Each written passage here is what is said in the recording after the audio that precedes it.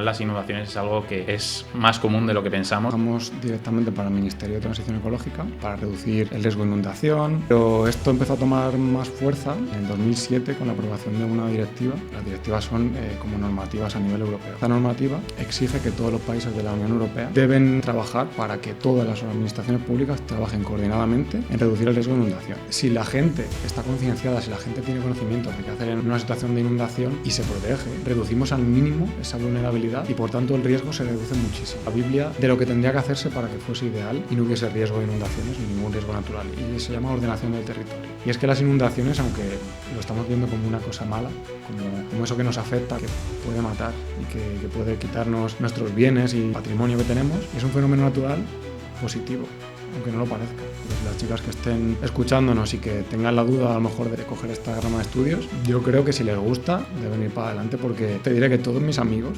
ambientales, todos están trabajando. O sea, hay trabajo, se consigue.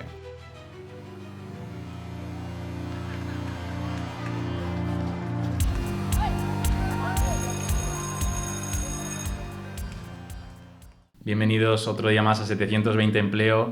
En el día de hoy tenemos una profesión que realmente, como todas, siempre es como muy desconocida, ¿no? Porque yo cuando lo escuché la primera vez dije, esto es una profesión, y al final, sí. Entonces, en el día de hoy tenemos gestión de riesgos de inundación, y para ello ha venido un amigo mío de waterpolo que se llama Néstor. Bienvenido. Muchas gracias, Nico. Entonces, cuéntanos un poco a quién eres, para todos aquellos que no te conozcan. Vale, pues yo me llamo Néstor Bernal, y bueno, yo me dedico como bien has dicho, a temas de gestión del riesgo de inundación.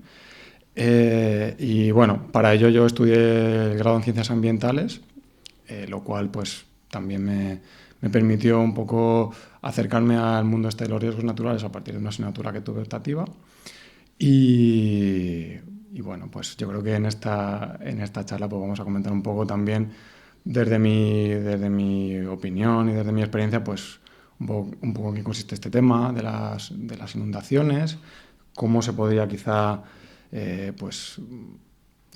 gestionar de una manera o de otra, y un poco mis anécdotas. Os puedo contar algunas cosillas. Claro, que al final las inundaciones es algo que es más común de lo que pensamos, y claro, tú estás trabajando para analizar cuáles son las zonas más conflictivas, ver cómo podemos gestionarlas para prevenirlas o mitigarlas, esos riesgos. Sí. Entonces, ¿podrías hacer una breve descripción en qué consiste tu trabajo? Sí, mira, nosotros en mi grupo de trabajo trabajamos directamente para el Ministerio de Transición Ecológica y también trabajamos de forma conjunta con las confederaciones hidrográficas. Entonces, nuestro trabajo es dar apoyo a estas dos administraciones, a estas dos autoridades, y lo que hacemos es pues trabajar con ellos en el tema de implantación de medidas que se aplican para reducir el riesgo de inundación. También les ayudamos en la preparación de cartografía. También les ayudamos a la preparación de la documentación que necesitan preparar para reportar a Europa todo lo que se está haciendo. Porque, bueno, antes de nada, conviene decir que esto de la gestión del riesgo de inundaciones no es algo que se lleve haciendo y trabajando en España desde hace muchísimo tiempo. Esto empezó, a nivel de investigación, se lleva mucho tiempo estudiando, sobre todo los geólogos y geógrafos y también los ingenieros de caminos. Pero esto empezó a tomar más fuerza en el 2007 con la aprobación de una directiva, la Directiva de Inundaciones, que es la 60/2007, en la que se exige, las directivas son como normativas a nivel europeo. Entonces, esta normativa exige que todos los países de la Unión Europea deben, digamos, que trabajar para que todas las administraciones públicas trabajen coordinadamente en reducir el riesgo de inundaciones. Entonces, esta directiva pues exige cosas desde que se prepare como un listado o se haga una evaluación preliminar de todas las zonas que pueden tener un mayor riesgo de inundación, también que se debe preparar como una serie de medidas para reducir este riesgo de inundación, ¿no? Entonces, esta directiva exige que todos los países deben tener toda esta información hecha, estos estudios hechos. Entonces, yo como trabajo conjunto que hacemos con el Ministerio y con las confederaciones hidrográficas, pues ayudamos a que todos estos requisitos estén en orden y se vayan cumpliendo. O sea, pero tú que eres como consultor, funcionario, o sea, ¿cuál sería como tu puesto de trabajo? Pues bueno, sí se parecería a consultor, por así decirlo. Lo que pasa es que el consultor está como en el otro lado, es como el que hace la información y el que prepara toda la información, y nosotros estamos como ayudando tanto al consultor como al que está arriba, que en este caso es el Ministerio y Confederaciones. Claro. Estamos como entre medias, ¿no? Digamos que estoy más cerca a lo mejor del Ministerio que de los consultores, pero bueno, es una cosa intermedia. O sea, me suena un poco a tema de auditoría, ¿no? El intentar cumplir con toda la normativa que exige, por ejemplo, en este caso Europa, ¿no? Sí, algo parecido, por así decirlo. ¿Y qué te llevó a especializarte en este área?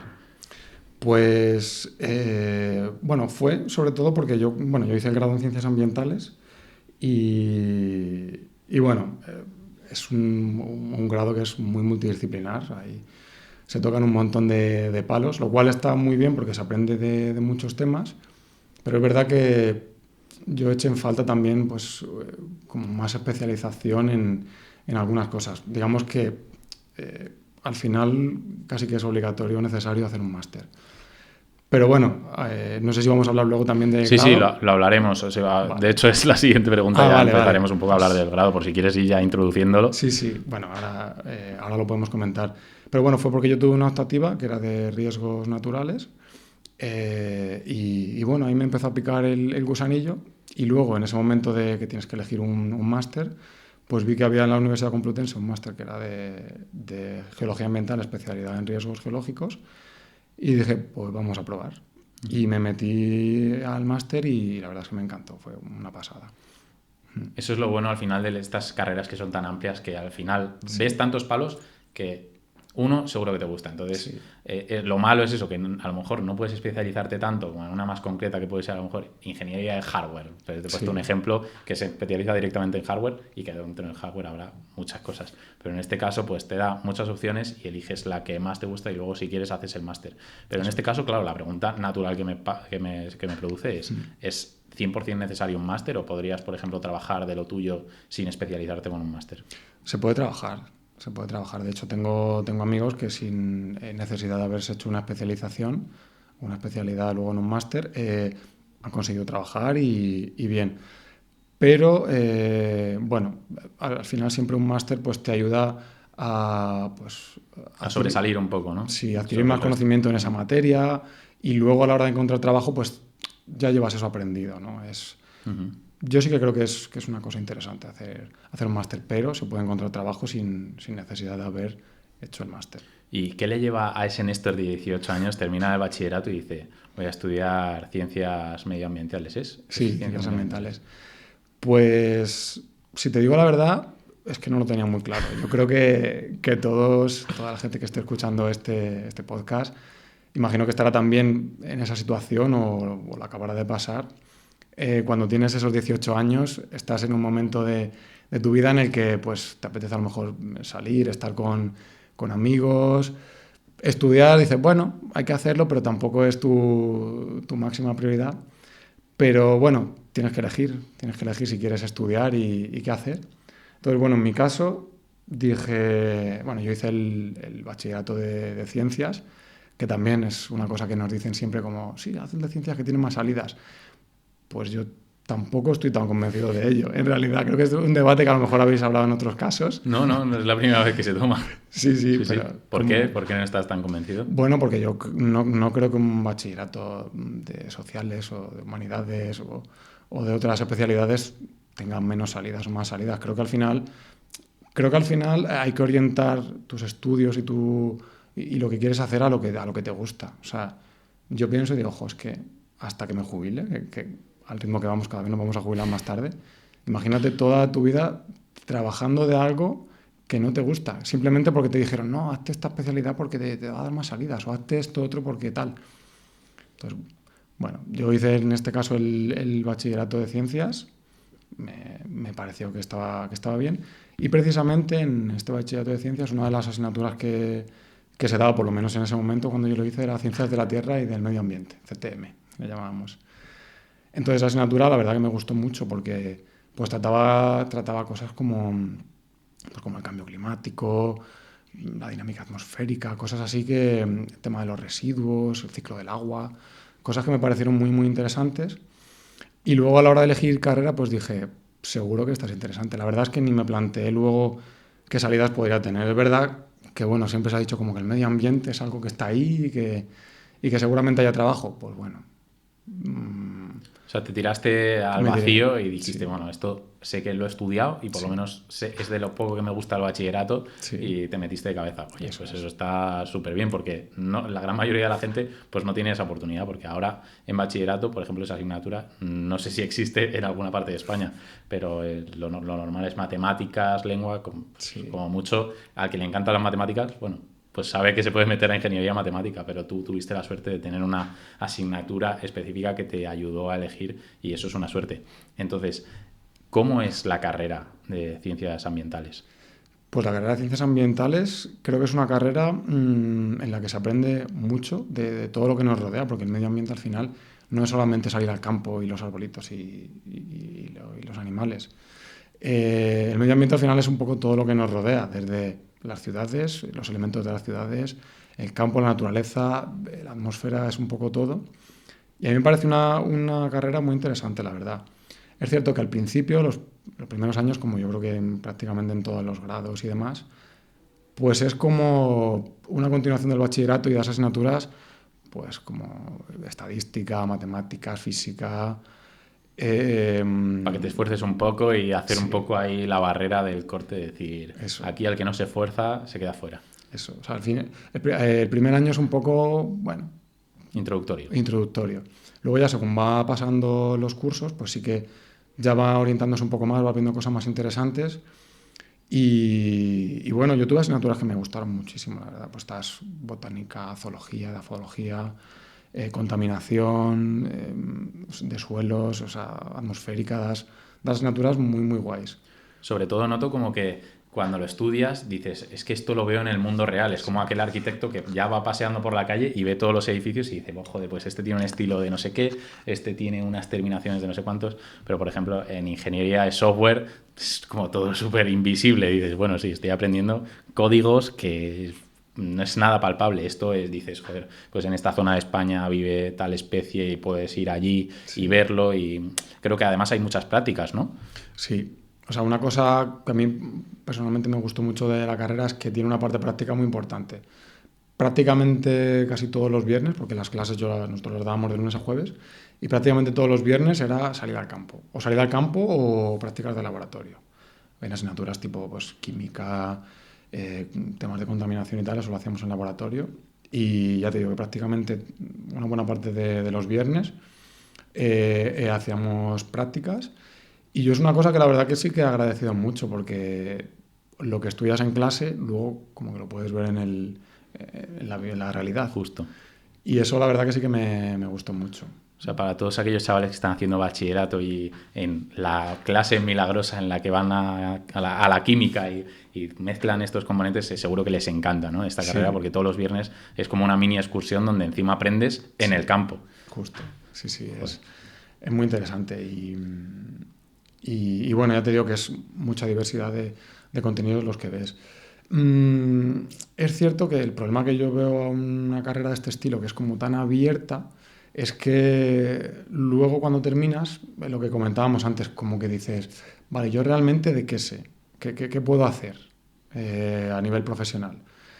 Entonces, bueno, creo que yo es una carrera que recomiendo, o sea, yo creo que para los chicos y las chicas que estén escuchándonos y que tengan la duda a lo mejor de coger esta rama de estudios, yo creo que si les gusta, deben ir para adelante porque te diré que todos mis amigos de ambientales, todos están trabajando. O sea, hay trabajo, se consigue.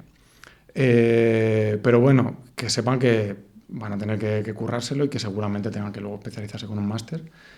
Pero vamos, yo sí que motivaría a la gente a que lo hiciese. Quizá la carrera, yo también cuando la hice fue el primer año de grado, que se venía de hacer la licenciatura, que eran 5 años y se pasó a 4 años con el grado. Y estábamos como en esa primera etapa de ajuste de un sistema al otro. Y bueno, hubo pues muchos cambios, probablemente hubo asignaturas que no se pudieron dar todo lo bien que se podía Claro, al haber final dado. estás en un cambio que Sí, afecta aquí a todos los profesores, no saben qué dar, qué no dar. justo. Al final los cambios son... Pero bueno, entiendo que a lo mejor fue ese primer año Sí, y ya en segundo más o menos estabilizó, tercero, cuarto. sí. ¿Y qué habilidades debe tener una persona que se quiere estudiar este grado? ¿Tiene que ser bueno en química, matemáticas? ¿Qué habilidades debería tener? Pues yo creo que tiene que tener unos conocimientos básicos de estas cosas que me dices, de química, de física, de matemáticas, eh, pero poco más, la verdad, sobre todo que te guste el medio natural, que tengas un poco de curiosidad por lo que te rodea. Yo creo que con eso es más que suficiente, porque luego es verdad que los profesores, por lo menos donde yo estudié, en la Universidad Autónoma, son unos cracks, o sea, controlan un montón y bueno, además, al final te ayudan, ¿no? Si tú no sabes mucho de una cosa, pues tienes la opción de ir a tutorías, de hablar con ellos. Yo creo que simplemente teniendo esa curiosidad y esas ganas es suficiente. ¿Y qué dirías que te enseña así a grandes rasgos esta carrera? Pues yo creo que esta carrera te pone como todos los medios para que tú sepas analizar casi que cualquier aspecto del medio natural o de lo que nos rodea, sin a lo mejor enseñarte cómo hacer algo muy específico, pero como que te pone los medios. Es decir, que te interesa a lo mejor algo relacionado con el agua, pues has estudiado cómo es el ciclo del agua, has estudiado en profundidad la legislación. ¿Que te interesa más a lo mejor el tema de los residuos? Pues has podido elegir la optativa de residuos y meterte en ese mundillo también. Entonces, bueno, te pone los medios y luego ya tú, pues puedes orientarlo después. Creo, antes de que se me olvide, que esto venía por el camino Sí. pensando en decirte, creo que una cosa que deben mejorar las universidades, y espero que ya lo estén haciendo, es quizá hacer más partícipes a las empresas. Creo que eso sería un puntazo ¿En qué aspecto? muy grande. Porque yo creo que ahora mismo las universidades, por lo menos en las públicas, las asignaturas están sobre todo dadas por gente de investigación que controla muchísimo y la gente de investigación para mí es la bomba porque al final son ellos los que están descubriendo lo que luego se va a aplicar en las empresas. Pero creo que de alguna forma se tendría que hacer partícipes también a las empresas porque ellos son los que saben de primera mano lo que se está pidiendo, lo que se quiere y el tipo de perfil que hay que diseñar para luego poder encontrar un buen trabajo. Entonces, yo creo que eso también sería importante si también nos está escuchando alguien a lo mejor De la universidad. de la universidad y tal. Creo que eso es una cosa que se podría también mejorar. Pues si hay alguien ahí de la universidad que nos está escuchando, a anotar, porque esto son palabras de un experto en el campo. Bueno, Bueno, no seas humilde, eso es una que ya llevas pena unos cuantos años trabajando, ¿no? sí. Y claro, me venía la duda es, ¿y te enseñan solo contexto en España, por ejemplo, la carrera, o podrías ir a cualquier otro país a trabajar y podrías trabajar tranquilamente? Yo creo que sí que podrías ir a otro país y trabajar tranquilamente, pero hay asignaturas, pues tipo por ejemplo Derecho, que está más enfocada pues a lo que tenemos aquí. Y es verdad, la verdad que nunca había pensado en esta pregunta que me haces, pero es verdad que, a ver, yo creo que también las asignaturas, pues por ejemplo cosas de a lo mejor de botánica, de edafología y demás, imagino que también lo orientarán un poco más a lo que tenemos aquí. Pero bueno, yo creo que al final es aplicable también y extensible a lo que hay en otros países. O sea, yo creo que en ese aspecto. De hecho, tengo amigos compañeros de la carrera que han trabajado y están trabajando en el extranjero y no han tenido mayor problema. Yo creo que O sea, por lo que veo que me comentas que casi el 100% de tus amigos está trabajando, claro, hay salidas, ¿no? En esta carrera. sí, hay salidas. Hay bastantes salidas. Pues hay desde el tema de gestión de residuos, que tengo compañeros del trabajo que están trabajando con ello, eh, hasta el tema de GIS, los sistemas de información geográfica, que para el que no lo sepa, consiste básicamente en la elaboración de cartografía, mapas y demás a partir de la información, es decir, la información que tenemos del medio natural, poder plasmarla en un mapa que se pueda interpretar. Eso básicamente consiste. Luego también hay bastante trabajo pues, con el tema de la energía, ¿no? De la energía renovable y demás. Hay también un campo ahí muy abierto. Y luego también una parte de mis amigos de la carrera también luego hicieron el máster de prevención de riesgos laborales. Yo personalmente creo que no está muy ligado a lo que vemos nosotros en la carrera, pero bueno, es una salida que también Como otra más. está ahí y que la gente pues encuentra trabajo con bastante facilidad. O sea que O sea, y también en relación con el mar entiendo que también habrá bastantes, ¿no? sí, yo, o sea, yo no tengo conocidos que estén especializados en ello, pero yo entiendo que sí, que tiene que haber. Sé que Y, hay un máster de oceanografía, creo, ¿no? y comentabas que también hay uno de estos que es de cartografía y me viene a la cabeza, ¿los mapas que vemos actualmente no están bien?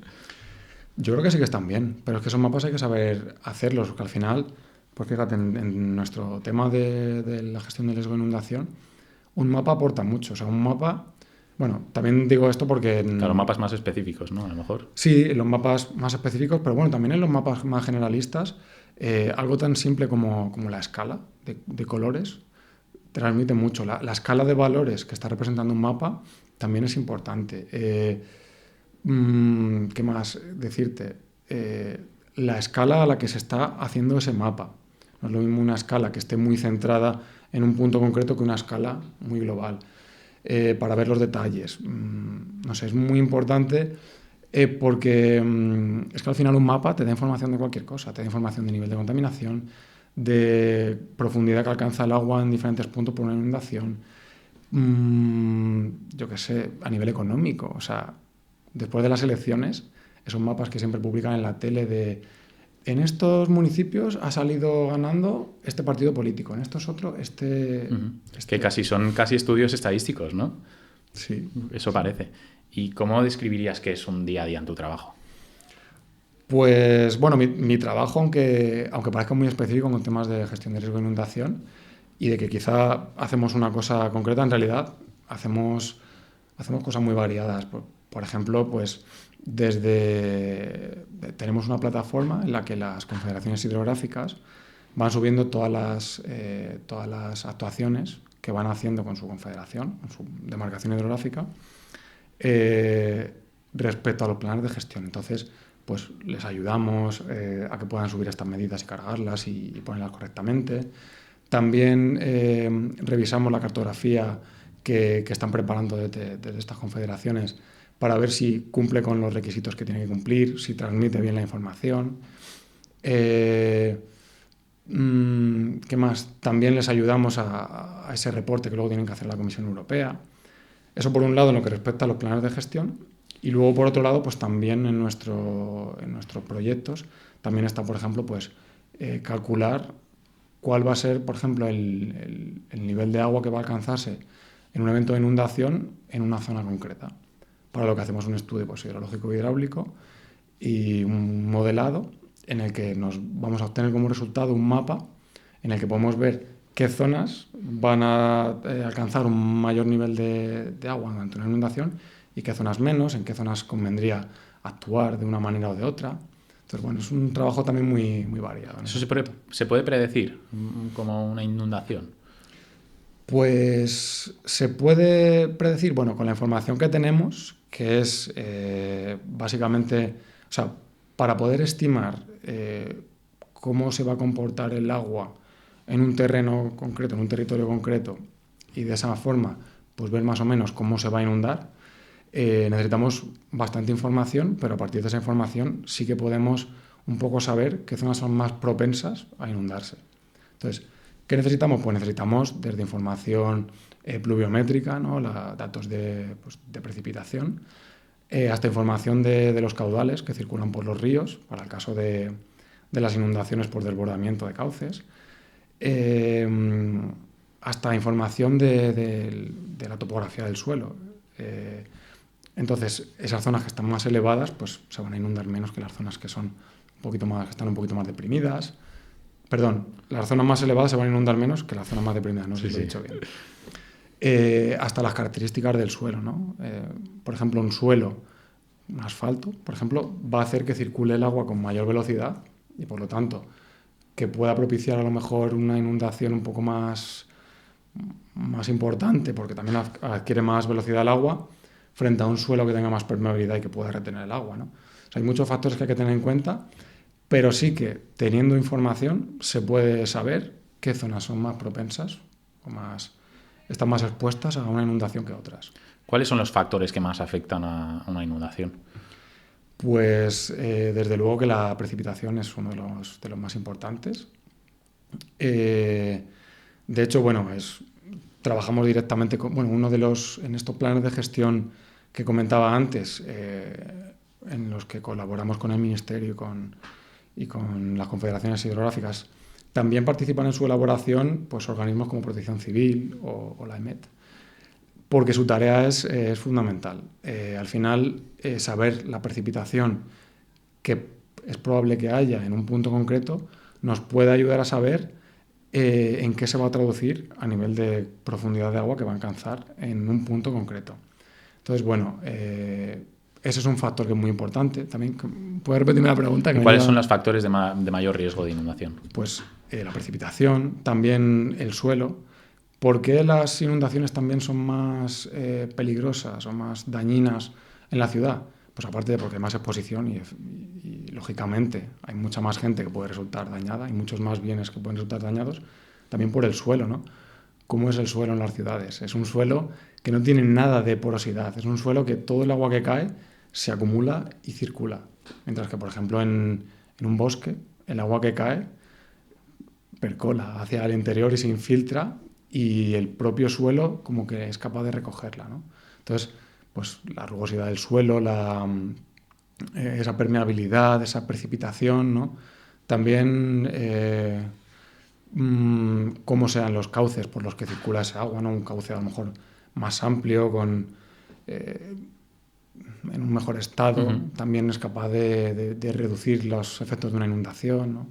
Muchos factores. ¿Y de España, cuáles son los sitios que dices? Es que aquí, como llueva mucho, estamos jodidos. Pues hay muchas zonas. De hecho, eso es una información que es pública, que si ponéis, hay un visor, que si ponéis en Google visor SNCZI, que es la abreviatura del Sistema Nacional de Cartografía de Zonas Inundables, en ese visor podéis ver representadas las manchas de las zonas inundables en España. Y la verdad es que están muy repartidas por toda la geografía nacional. Pero sí que es verdad que sobre todo suele hablarse de las inundaciones y sus efectos en la zona de Levante, en la zona de, pues por ejemplo, en toda la zona de Murcia, los Alcázares, Cartagena, la zona pues, de Alicante, Valencia. Pero porque son zonas en las que quizá no se ha construido de la mejor forma posible, no se ha tenido en cuenta a lo mejor el mejor sitio para construir y no se ha respetado a lo mejor el espacio que deberían tener los cauces y las ramblas, y además donde hay fenómenos torrenciales de precipitación muy importantes, ¿no? Las famosas danas, por ejemplo, donde más golpean, suelen ser en esta zona mediterránea, ¿no? En las zonas de Levante. Entonces, es verdad que la zona, ya te digo, de Levante suele ser la más afectada, pero vamos, tenemos inundaciones todos los años en toda la geografía española, independientemente de si está al norte o al sur, o al este o al oeste. Comentábamos antes de empezar que el tema de la DANA no te incumbe en aspectos políticos por tu trabajo, pero sí que crees que hubo un problema en cuanto a la concienciación de cómo actuar en este caso de emergencia. ¿Podrías darnos unos tips para aquellos que nos estén escuchando y digan, pues me gustaría saber cómo actuar? Sí, lo que comentábamos, independientemente de que se hiciesen bien las cosas a nivel pues, político, a nivel de administraciones y demás, creo que es muy importante el conocimiento, ¿no? Porque al final, muy brevemente, el riesgo de inundaciones, como todos los riesgos naturales, está constituido por tres factores. Uno es la peligrosidad, otro es la exposición y otro la vulnerabilidad.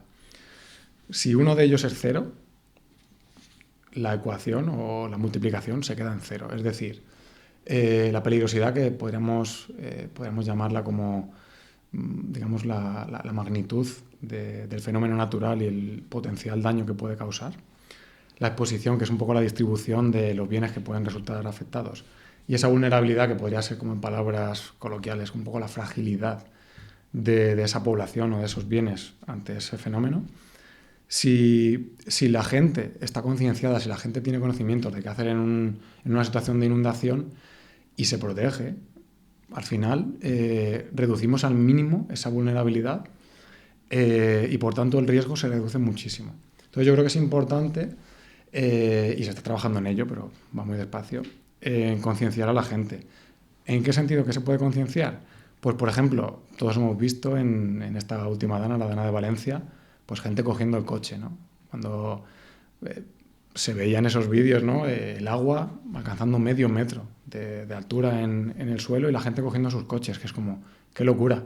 Yo lo entiendo, ¿no? Tú tienes un coche que te ha costado mucho dinero conseguir, tu medio para ir a trabajar, entiendo que lo quieras salvar, pero la gente tiene que saber que ante una inundación te tienes que quedar en tu casa. No puedes salir, no puedes montarte en tu coche porque tienen muchas posibilidades de que ese coche pierdas el control. A partir de, creo que es 40, 50 centímetros, ese coche ya pierde la estabilidad y ya no lo puedes controlar. Entonces, primer consejo, pues no coger el coche. Segundo consejo, quédate en tu casa. Siempre que puedas, claro. Tercer consejo, pues protégete todo lo que puedas. Por ejemplo, pues, a ver, si tienes una casa baja, es verdad que es más difícil protegerse, porque nosotros, por ejemplo, que yo no sé en vuestro caso, pero yo que vivo, por ejemplo, en un piso, en un segundo, es muy difícil que el agua llegue a alcanzar mi piso. Pero para la gente que vive en casas bajas, pues, por ejemplo, pues hablar con el ayuntamiento, hablar con su comunidad de vecinos, ¿no? E instalar sistemas de protección, por ejemplo, pues barreras que impidan que el agua entre dentro de las casas. O simplemente algo tan sencillo como un escalón en la entrada de tu casa ya hace que tarde más el agua en entrar. O sea, tú pones un escalón que tiene a lo mejor 30 centímetros, estás haciendo que esos 30 centímetros de agua que caen al principio no se metan en tu casa, sino que estás haciendo una barrera, ¿no? Luego también, pues ante una situación de inundación, pues también es importante a lo mejor tener pues si vives en una zona que sabes que es potencialmente inundable o que se inunda con relativa frecuencia, pues tener preparado a lo mejor una radio para estar informado de lo que va ocurriendo y de lo que van diciendo por la radio, tener algo de comida enlatada, ¿no? Pues si tienes que estar un par de días o incluso más, ¿no? Como en esta última dana de Valencia, en tu casa y no puedes salir. Bueno, un poco yo creo que esos son consejos. También a lo mejor pues tener sacos de arena en el trastero o en tu garaje y en ese momento en el que ves que han dado la alerta de que tu casa probablemente se inunde, pues sacar a la puerta esos sacos, ¿no? Para hacer un poco de barrera. Si tu casa además, ya te digo que es muy inundable y te lo puedes permitir, pues a lo mejor venden también sistemas de bombeo para que ese agua que entra se pueda expulsar. Esto ya a lo mejor son cosas muy técnicas y muy específicas, pero quiero decir que hay formas de que, pues de que minimicemos o reduzcamos las pérdidas que podamos tener por una inundación. Justo, es lo que te iba a preguntar, ¿qué herramientas había para una persona de a pie pudiese prevenir un poco esto? Porque sí que es verdad que hemos visto vídeos de casas de bajos que el agua llegaba hasta arriba, que dices es que esa persona, si estaba en casa, se ahoga. Sí. Entonces, ¿había alguna forma de prevenir eso sin tener, por ejemplo, que subir al piso de arriba? ¿O hay alguna forma? ¿Solo con el bombeo y saco de arena y con el escalón habría servido, por ejemplo? Pues, a ver, yo creo que en realidad es bastante complejo y yo creo que si todo funciona bien y los mecanismos también de aviso y de alerta funcionan bien, lo suyo sería que nos dieran una alerta y un aviso con tiempo suficiente para poder actuar y con tiempo suficiente como para que, si nosotros vivimos en un bajo y sabemos que nuestra casa es inundable, está en zona inundable, podamos irnos, ¿no? Al final, si no estamos, es la mejor forma de librarnos de ese peligro. Pero si no, pues yo creo que lo primero que se puede hacer, y eso está al alcance de todos, es lo que hemos dicho, meterte en el visor del Sistema Nacional de Cartografía de Zonas Inundables y lo primero ver ahí si tu zona, o sea, si tu casa está en una zona potencialmente inundable. Si yo sé que mi casa está construida en una zona potencialmente inundable, sé que por lo menos debo tener cuidado cuando haya un aviso, por ejemplo, de EMET, de que va a haber muchas precipitaciones. ¿Qué más? También consultar la página web de autoridades como Protección Civil o las confederaciones hidrográficas, que siempre tienen muchos consejos de cómo actuar, ¿no? También, si vives cerca, por ejemplo, de un río, de un cauce de un río, un arroyo, una rambla, que normalmente se suele inundar, pues también las confederaciones hidrográficas tienen unos sistemas que se llaman sistemas automáticos de información hidrológica, que básicamente pues, miden desde las precipitaciones hasta los caudales que circulan por los cauces. Y ahí también se puede ver cómo va creciendo el caudal de los ríos y se puede ir viendo también un poco, pues, si el caudal de un río aumenta mucho, mucho, tú lo puedes ver ahí porque está prácticamente en tiempo real en casi todas las confederaciones. Entonces, eso también nos da una idea, ¿no? Pero sobre todo, ya te digo, recomiendo visitar las webs de los organismos oficiales y bueno, de esa forma, pues, un poco estar prevenidos. Bueno, sobre todo aclarar que esto al final es un desastre natural y que es una locura que, por mucho que a lo mejor demos consejos, en muchas ocasiones, pues sí que es verdad que el bajo ese, pues actuar, pues no sabemos mucho de la manera de actuar y creo que todavía falta a lo mejor muchos mecanismos para prevenir todo esto. Principalmente que esa ciudad se hubiese construido en un mejor lugar para vivir, ¿no? Entiendo. Sí, además hay dos palabras que son como la referencia a la Biblia de lo que tendría que hacerse para que fuese ideal y no hubiese riesgo de inundaciones ni ningún riesgo natural. Y se llama ordenación del territorio, que básicamente consiste en que si tú planificas correctamente dónde construir y dónde establecer un uso del suelo en las ciudades o en los pueblos o donde sea, tú lo planificas correctamente, esto no tendría que pasar. No tendría por qué haber zonas donde vive gente que se inundasen. Si tú, no sé, en zonas, como hemos dicho, de Levante, que hay muchas ramblas, las ramblas son, no sé si conocéis pues, estas zonas a lo mejor de Almería, de Murcia, de Valencia, las ramblas en realidad son cauces fluviales, cauces estacionales por los que circula el agua. En ocasiones no pasa el agua a lo mejor en 50 años por ahí, pero son formaciones que ha hecho el agua. Y si las ha hecho el agua es porque el agua sabe que va a pasar por ahí, las ha hecho para pasar por ahí. Entonces, no tiene sentido ir por estos sitios y ver que en esas ramblas ves casas, ves coches aparcados. Entonces, una correcta planificación del territorio o ordenación del territorio dice que ahí no tienes que construir, que es preferible construir en zonas pues, más elevadas, más alejadas de los cauces. Pero bueno, es que este es un tema también que viene de lejos, porque ten en cuenta que desde hace muchos siglos siempre se ha buscado esas zonas próximas a los ríos, que es donde estaba más... Claro. Para buscar el agua, justo se puede plantar mejor, los nutrientes, claro. Los cultivos, ¿no?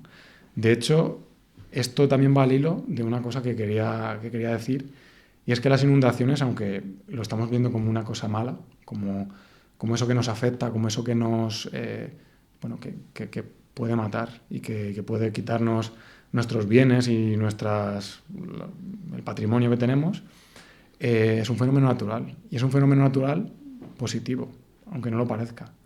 Las inundaciones hacen que los nutrientes que lleva el río de forma natural se distribuyan por la llanura de inundación, que esos terrenos sean fértiles para poder plantar los cultivos de los que luego sale la fruta y la verdura que nos comemos. Cuando hay una contaminación en un río, esa inundación hace que se diluya. Es un sistema de anticontaminación para dispersar y erosionar los sedimentos.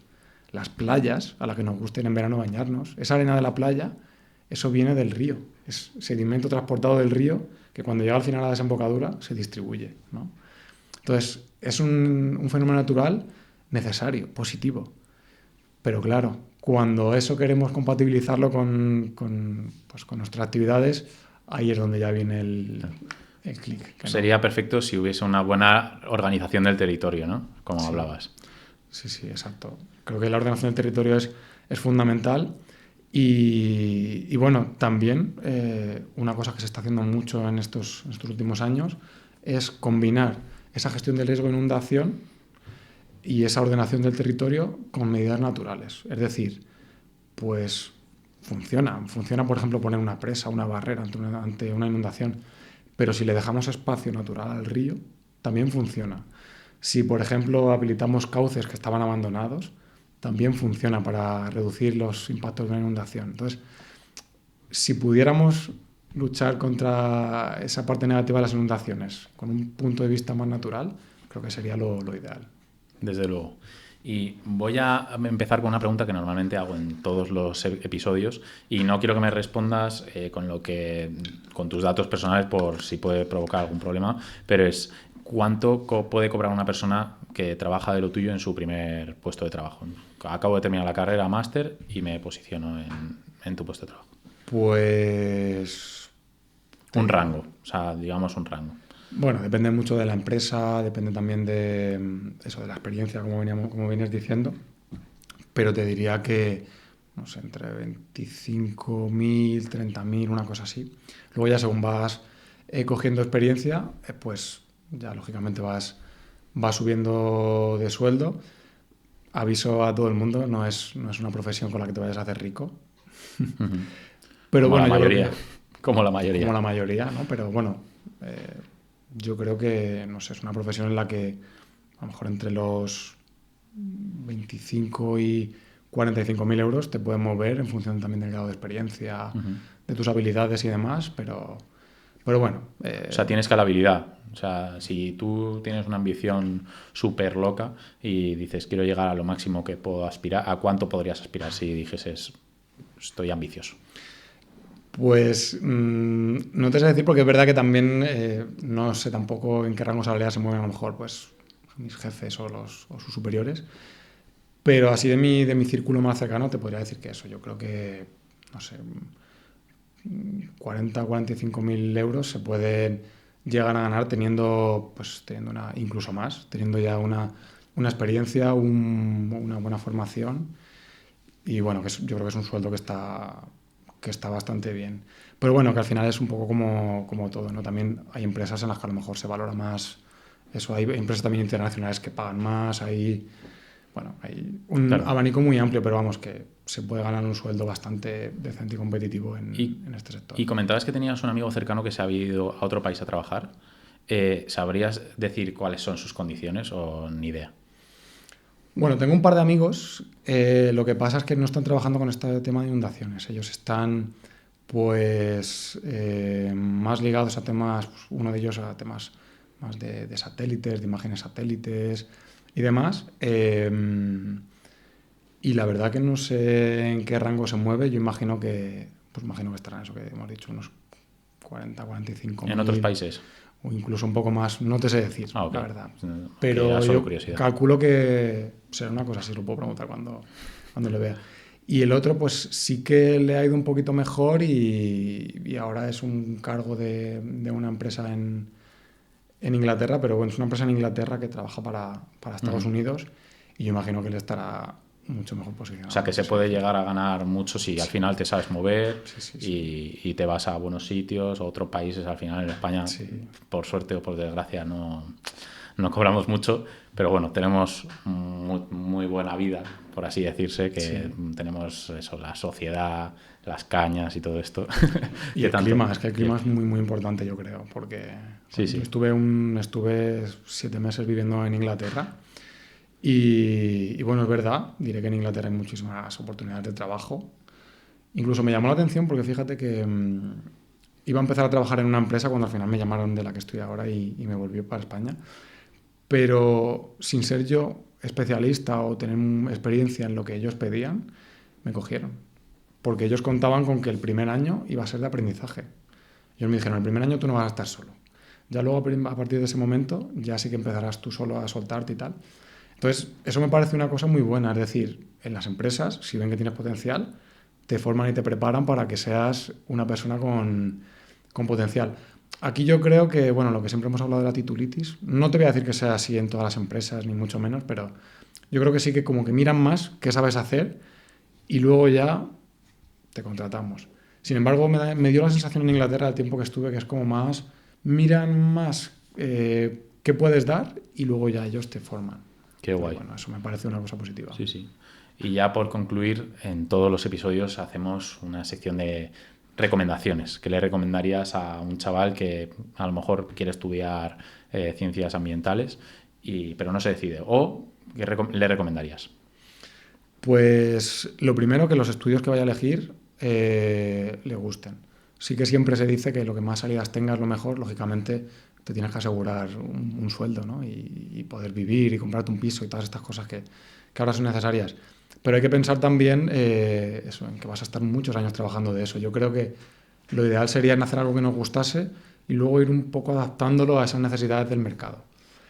pero yo creo que hacer algo que te guste es fundamental. Y para la gente que quiera estudiar ciencias ambientales, yo sí que se lo recomiendo. Creo que es una carrera muy interesante, que luego te abre muchos campos, te abre mucho la mente y te permite luego elegir especialidades que son muy interesantes y en las que se puede sacar luego un buen beneficio económico, yo creo. ¿Cómo podría una persona saber si le gusta yéndose al campo, investigando, yendo a alguna charla? ¿Cómo crees que podría esta persona decir, me podría llegar a encajar? Escuchándose este podcast lo primero, y lo segundo. Y lo segundo, pues,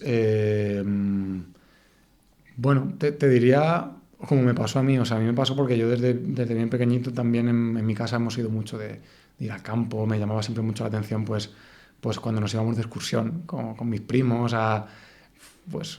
con la bicicleta al bosque, cosas así, cuando nos íbamos a bañarnos a un lago. Siempre me llamaba mucho la atención eso. Entonces, yo creo que si tienes como esa curiosidad, esa inquietud de lo que te rodea, eso es un signo. Y luego también, no te sé decir, a lo mejor a nivel de televisión, si te llama la atención pues todo lo que son los documentales y demás, pues también puede ser. No sé, o sea, noto que si te gusta la naturaleza, los animales, como la naturaleza, sí. Este es tu camino y creo que puedes hacer una carrera muy bonita. Eso es, yo diría que sí. Pues muchísimas gracias por venir. La verdad que creo que este episodio ha sido muy, muy, muy chulo. Entonces, nada, lo vamos a despedir ya. Muchísimas gracias por todos los que habéis llegado hasta aquí. Suscribiros, darle like, compartirlo con aquel chico que no sabe si estudiar esto o bien le puede parecer interesante, está estudiando la carrera y no sabe qué salidas puede hacer. Entonces, gracias a Néstor, creo que podéis tener una guía o una referencia que os podrá ayudar. Muchas gracias a vosotros. Hasta luego. Hasta luego.